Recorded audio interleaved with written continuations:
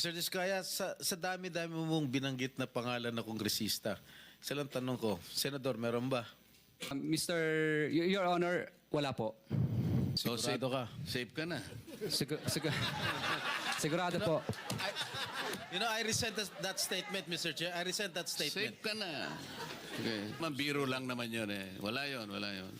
Mr. Chair. So, Sabi ni Senator Marcoleta kahapon, ligtas ka na. Hindi po ito totoo. Si Senator Jinggoy Ejercito Estrada, Senator Joel Villanueva, Yusek Robert Bernardo, at D. Alcantara. Si Senator Jinggoy po ay nagbaba ng 355 million ngayong 2025 sa mga ilang projects sa Bulacan. Ang sabi po ng boss ko dito ay 30% ang commitment dito.